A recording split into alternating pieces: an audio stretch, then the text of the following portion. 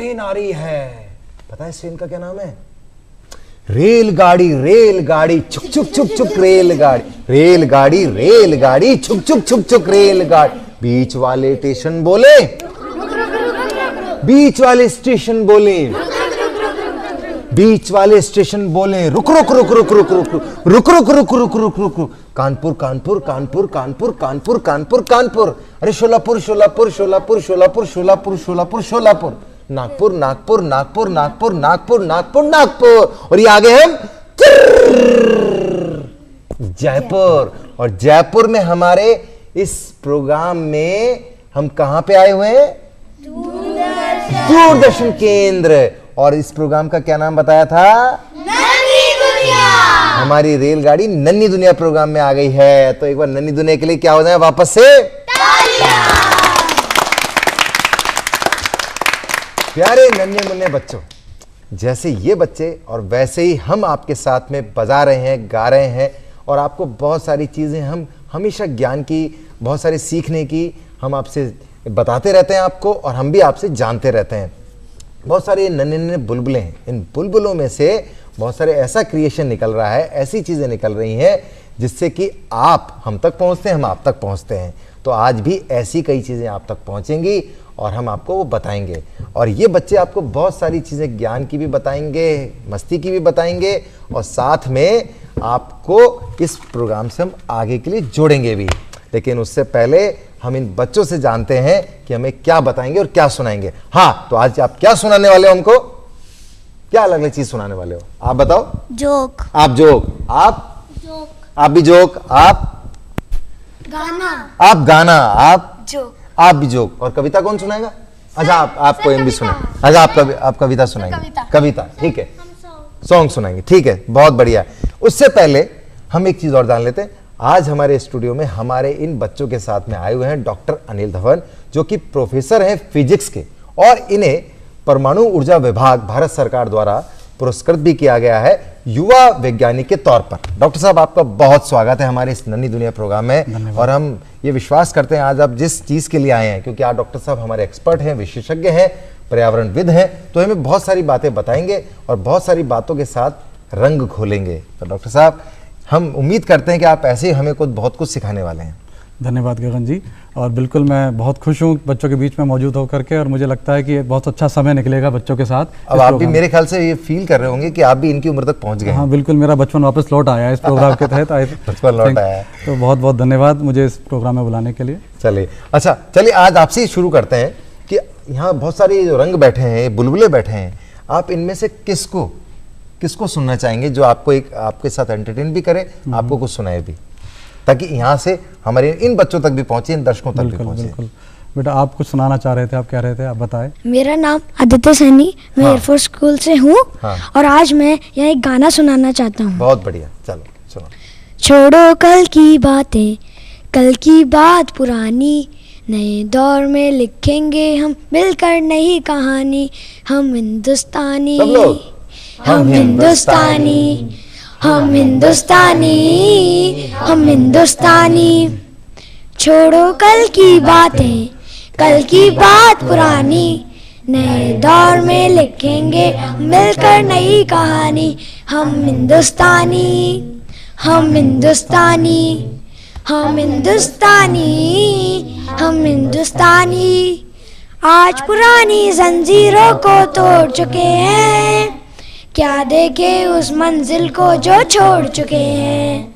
शान के दर पे जा पहुंचा है आज जमाना, नए जगत से हम भी नाता जोड़ चुके हैं। नया दौर है, नई उमंगे, अब है नई जवानी। हम हिंदुस्तानी, हम हिंदुस्तानी, हम हिंदुस्तानी, हम हिंदुस्तानी। बहुत बढ़िया, अरे तालियां, बहुत अच्छा सुनाया, वेरी नाइस, वेरी नाइस। और अच्छा, वहां से देखो, उसकी बड़ी इच्छा हो रही है। लेकिन ये मैं देख रहा हूँ आप लोग बहुत सारे बच्चे कुछ लेके आए हैं अपने साथ में। इन्होंने इतनी अच्छे इन्होंने गाना सुनाया, तो ये क्या गाना लेके लाए हैं आप इस पेपर में, क्या लेके आए हैं?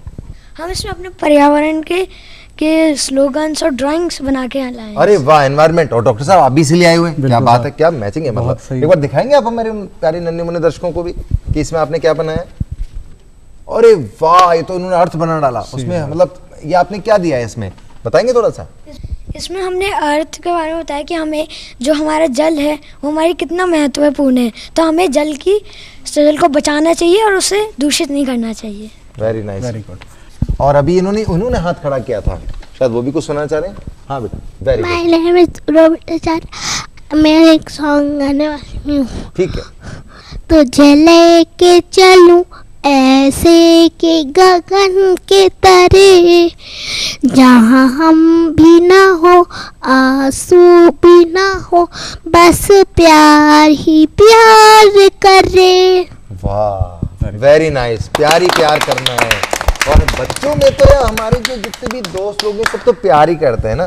प्यार तो बहुत जरूरी है ना, एक दूसरे से प्यार बना के रखना, कोऑर्डिनेशन रखना, जिससे कि हम एक दूसरे की हेल्प करें और नई नई चीजों को कर सकें, है ना।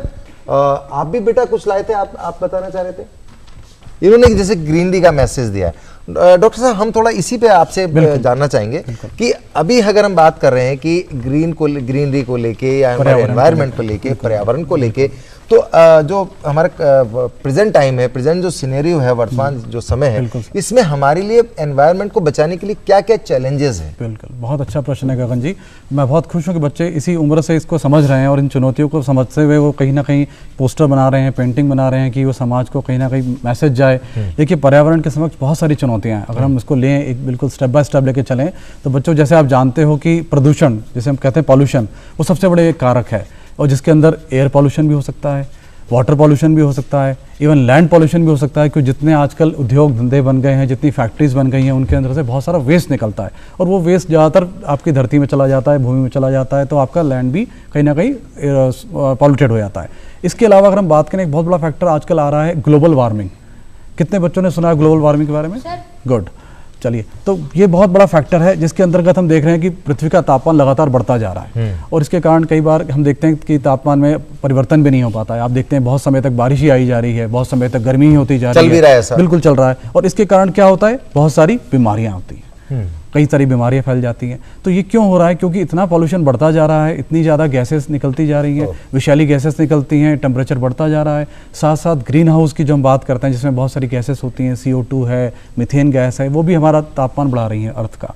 और इसके बाद एक बहुत बड़ा फैक्टर हम बात करें, जो लोग मानते नहीं हैं, कि पॉपुलेशन एक्सप्लोजन, यानी जनसंख्या का भी विस्फोट हो रहा है हमारे देश के अंदर। इतनी ज़्यादा जनसंख्या बढ़ती जा रही है, और प्राकृतिक संपदा आपको पता है बड़ी लिमिटेड है, जितनी है उसको यूज़ करने वाले लोग अगर बढ़ते जाएंगे तो कहीं ना कहीं उसका हनन हो जाएगा, और उसके कारण कहीं ना कहीं पॉल्यूशन की बात बनेगी। और सबसे बड़ा फैक्टर अगर बच्चों आप लोग देखते हैं कि वृक्षों की कटाई, आप लगातार देख रहे हैं आजकल पेड़ों को काटा जा रहा है, बड़ी तेज़ी से पेड़ काटे जा रहे हैं, और बड़ा कंस्ट्रक्शन का काम चल रहा है, बड़ी बड़ी बिल्डिंग्स बन रही हैं, बड़े बड़े लैंड उन्होंने खाली कर दिए, जिसको हम डिफॉरेस्टेशन भी कहते हैं। तो उसके तहत क्या होता है कि पूरे पेड़ कट जाते हैं। पेड़ कटने के कारण सबसे बड़ा नुकसान क्या हो रहा है कि पेड़ क्या करते हैं, पेड़ हमें क्या देते हैं? Oxygen, correct. और हमसे क्या ले लेते हैं? Carbon dioxide. अब जब पेड़ नहीं रहेंगे तो क्या चीज़ बढ़ जाएगी? बिल्कुल बढ़ जाएगी। और जैसे उसका लेवल बढ़ना शुरू होता है, आपका तापमान बढ़ जाता है, कई सारी बीमारियां बढ़ जाती हैं, बहुत सारी प्रॉब्लम्स बढ़ने लगती हैं। तो बहुत सारे ऐसे फैक्टर अगर हम इनको लेना शुरू करें तो बहुत लंबा एक समय लगेगा इसको समझाने में, लेकिन मूलतः मैंने जो मेन पॉइंट्स बताए बड़े ऐसे पॉइंट्स हैं जिनको बच्चों को भी समझना होगा और उनको अपने आप को जागरूक करना होगा इसके बारे में।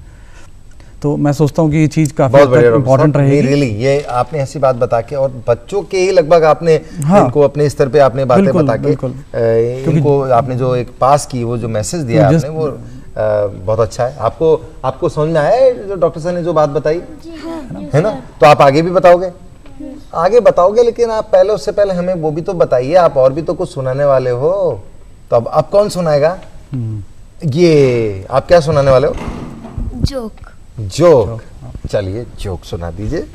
मेरा नाम दृष्टिराज है, और आज क्या मैं नाम बेटा? दृष्टिराज, ओके। आज मैं आपको एक जोक सुनाने वाली हूँ। ठीक है। एक बार एक पापा साइकिल लेके जा रहे होते हैं, और उसके पीछे उनका बच्चा रो रहा होता है। तो एक फलाना आदमी आते हैं, और वो पूछते हैं कि आपका बच्चा रो रहा है और आप मज़े से साइकिल चला रहे हैं? तो वो बोलते हैं कि इसे ज़बरदस्ती रुलाया गया है, साइकिल में हॉर्न नहीं है। बहुत अच्छा। जबरदस्ती मतलब इसको क्या करा गया है? जानबूझ के रुलाया गया है। रुलाया गया क्योंकि साइकिल में हॉर्न नहीं है। Very nice, very good, very good. और कौन हमें हंसाने वाला है? आप सर जोक। जोक, ये देखो जोक सुनाएंगे हमें। Very nice. My name is Shaunak और मैं एक जोक प्रस्तुत करने जा रहा हूँ। एक बार है ना, एक ग्रामीण आदमी रास्ते से जा रहा होता है, तो एक इंग्लिशमैन आता है, गुजरता है वहाँ से।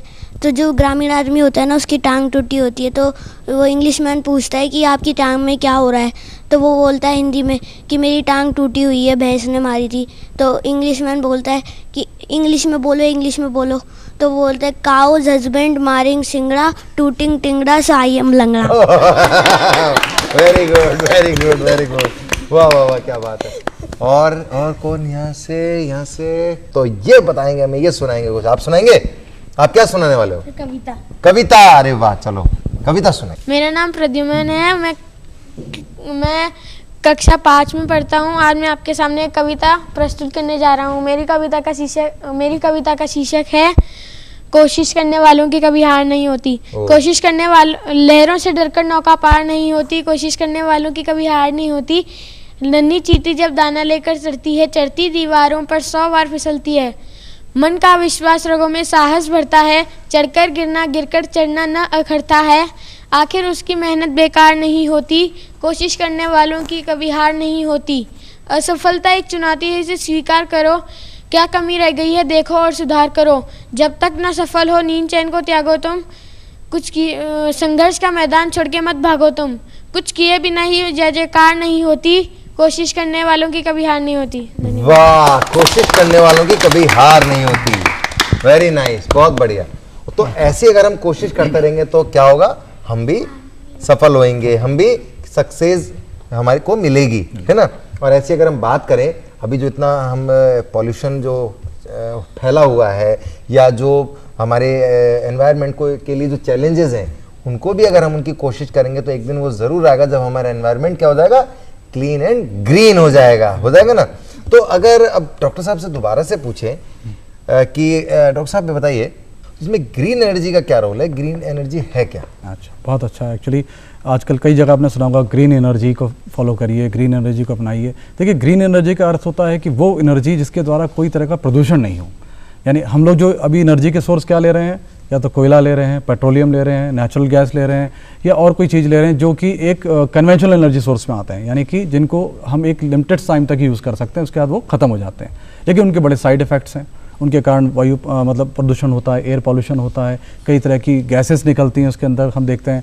लेकिन ग्रीन एनर्जी वो एनर्जी है जो हमें अल्टरनेट एनर्जी के फॉर्म में मिलती है। It is also called alternate energy. जैसे हम अल्टरनेट एनर्जी कहते हैं ना, तो एक तो होता है कन्वेंशनल एनर्जी, आप लोगों ने पढ़ा होगा। एक अल्टरनेट एनर्जी इसके अंदर का बात करते हैं हम लोग एयर की, ठीक है, एयर के थ्रू, या फिर हम सन के थ्रू। तो ये एक ऐसी एनर्जी है जो कि शाश्वत यानी हमेशा रहेगी, ये कभी ख़त्म नहीं होगी, और इसके कोई साइड इफ़ेक्ट्स भी नहीं है।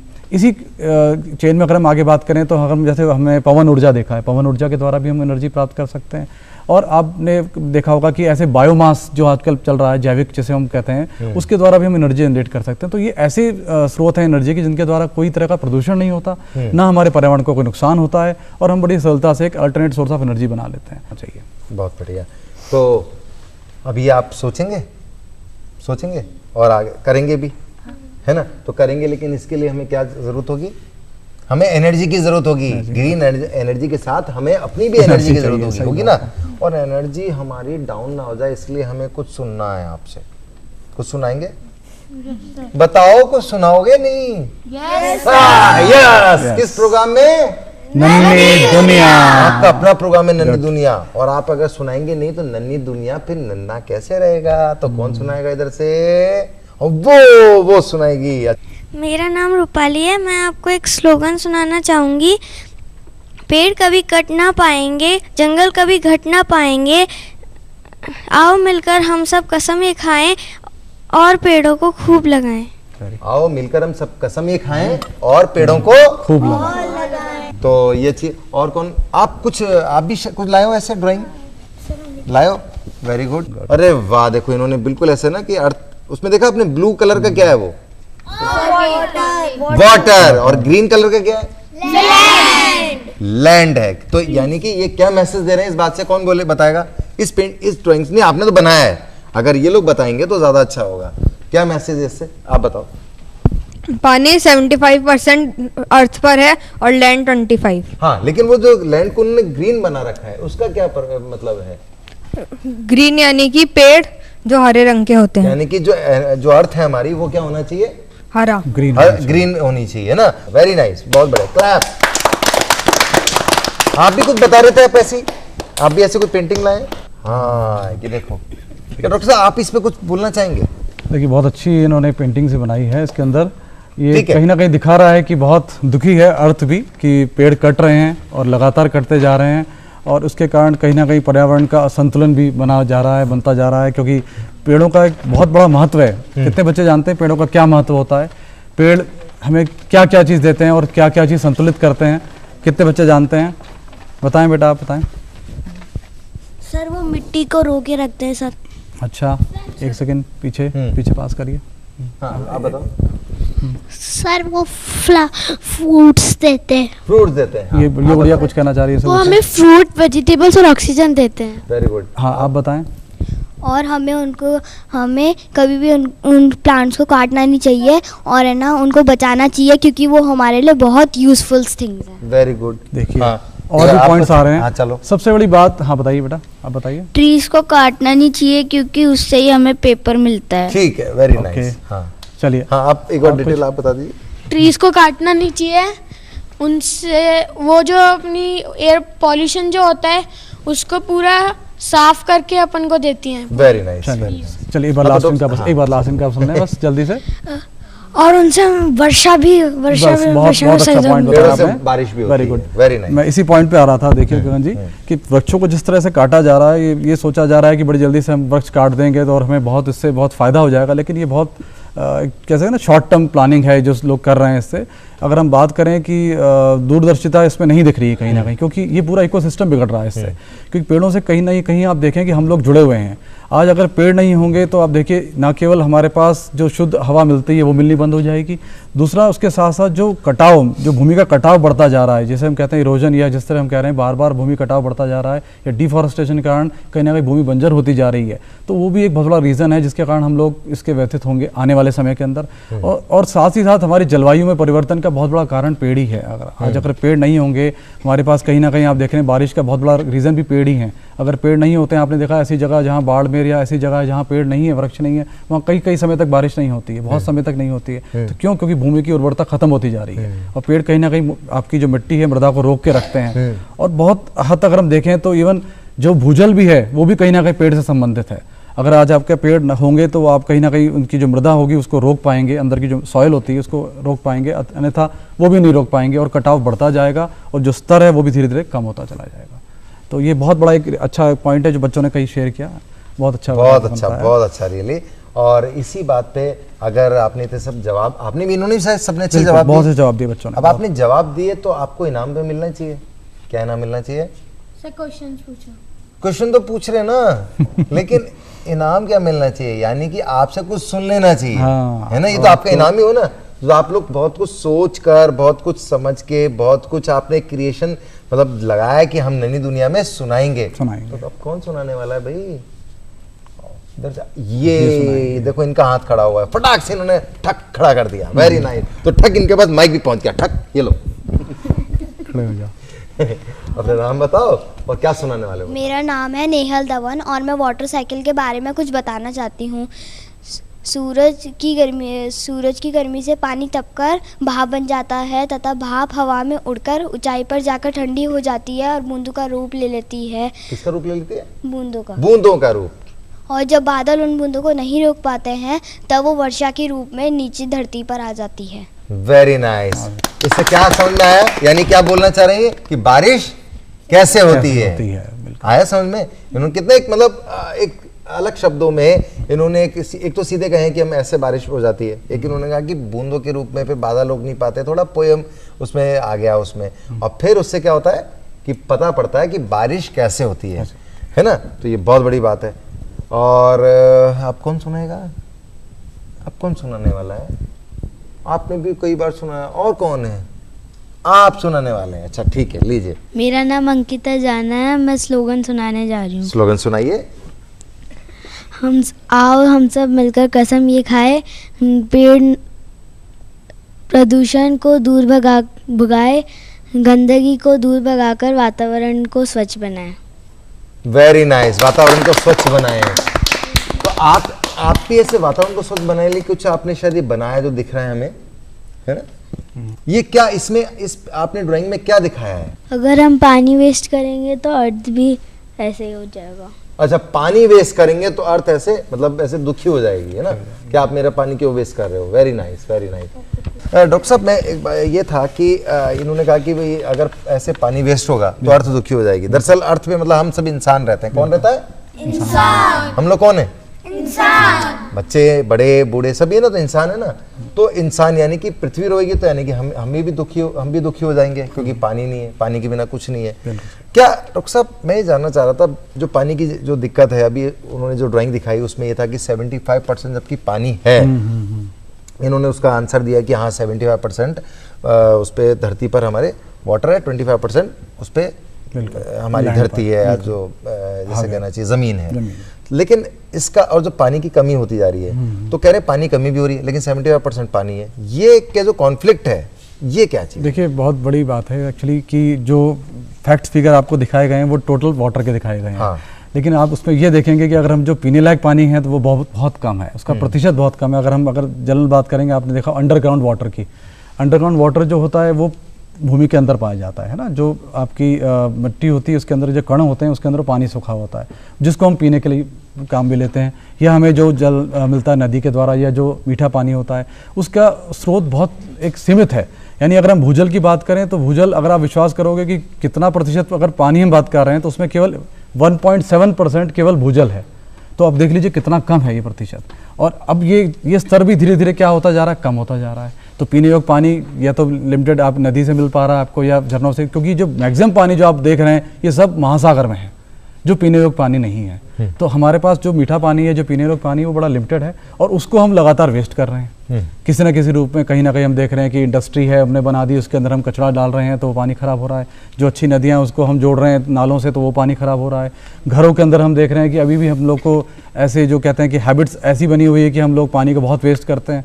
अगर आप छोटी सी बात करें तो हर घर में अगर आप देखेंगे तो बच्चे जो हैं वो बड़ा पानी वेस्ट करते हैं नहाने के अंदर, या आपके अगर हम छोटों से छोटे बड़ों की बात करें तो वो भी अगर अपने वाहनों की धुलाई करना चाहते हैं तो उसके अंदर भी काफ़ी पानी वेस्ट करते हैं, जबकि उन्हें नहीं पता कि ये पानी बहुत लिमिटेड है। मतलब अगर मैं बात करूं तो मुझे याद आ रही किसी बहुत बड़े नेता की बात कि उन्होंने कहा था कि अब जो अगला युद्ध होने वाला है वो जल पे होगा, जल पे होने वाला। तो मतलब बहुत कहने को उस वक्त लोग बड़े ताजुब कर रहे थे कि जल तो बहुत असीमित है, लेकिन ऐसा क्यों? लेकिन वो बिल्कुल सही कहा गया है कि अब हमें जल के उससे ही युद्ध करना पड़ जाएगा, क्योंकि बड़ा एक सीमित मात्रा में जल रह गया है। ठीक है, तो बहुत अच्छी बात है। यहीं पे अगर जैसे इन्होंने बताया और आपने बहुत कुछ सुनाया है, मैं बच्चों से एक बात पूछना चाहता हूँ। पर्यावरण जो प्रदूषण है, यानी जो हमारा प्रदूषण हो रहा है, जो उस पॉल्यूशन से बचने के लिए हमें क्या क्या उपाय करने होंगे, कोई बताएगा? कौन कौन बताएगा? जल्दी से बताएंगे फटाफट। सर, पेट्रोल की कार ना चला के हमें सोलर सिस्टम की कार चलानी चाहिए। Very good. हमें इंडस्ट्रीज कम बनानी चाहिए। इंडस्ट्रीज को मतलब कम बनानी चाहिए, आप ये कहना चाह रहे हैं? हाँ, हमें है ना कचरा ज़्यादा नहीं फैलाना चाहिए। कचरा ज़्यादा नहीं फैलाना चाहिए। सर, जैसे हम एक सोसाइटी में रह रहे हैं तो उस सोसाइटी में हर एक आदमी एक कार लेके निकलता है, तो उस सोसाइटी में हम कार पूलिंग कर सकते हैं ताकि पॉल्यूशन कम हो। पॉल्यूशन कम हो, हाँ। आगे? पेड़ नहीं काटने चाहिए। पेड़ नहीं काटने चाहिए, हाँ। बोलो बेटा। सर, वो पॉल्यूशन, वो गाड़ी जो होती है उसको सही करवाना चाहिए जिससे उससे पॉल्यूशन ना निकले। पॉल्यूशन ना निकले और गाड़ी, वो हाँ। पेट्रोल की गाड़ी चलाने की जगह हमको है ना पास जाना चाहिए, पैदल चल के जाना चाहिए। ठीक है, वेरी नाइस। हाँ, पेट्रोल को छोड़कर हमें सीएनजी का इस्तेमाल करना चाहिए। पेट्रोल को छोड़ के सीएनजी का इस्तेमाल करना चाहिए। बहुत सारी चीज़ें हैं, बहुत सारे इसमें पॉल्यूशन को हमें प्रोटेक्ट करने के लिए, उसको बचाने के लिए हमारे पास बहुत सारी चीज़ें हैं, बात है, और हमें इन्हीं चीज़ों को ढूंढना है। इन बच्चों ने आपको बहुत सारी चीज़ें दिखाई। डॉक्टर साहब जो हमारे बीच में अनिल धवन जी ने, उन्होंने हमें बहुत कुछ समझाया। प्यारे नन्हे मुन्ने बच्चों, आपको ये बात समझ में आई होगी, लेकिन यहाँ रुकना नहीं है, आपको आगे बढ़ना है, ये बात और लोगों तक पहुंचानी है, जिससे हमारा पर्यावरण सुरक्षित रहे। और अगली बार इस प्रोग्राम में आना है जिसका नाम है नन्ही दुनिया। तो अब हम फिर मिलेंगे अगली बार, और फिर हम इन बहुत सारी बातें लेकर आएंगे, बहुत सारी रचनाएं लेकर आएंगे। और हमारे इस प्रोग्राम से जुड़ने के लिए अगर आप भी हमें आप लिखना चाहते हैं तो हमारा पता है प्रभारी, नन्ही दुनिया प्रोग्राम, झालान डुंगरी, दूरदर्शन केंद्र जयपुर। तो अब हो जाए जोर से ताली।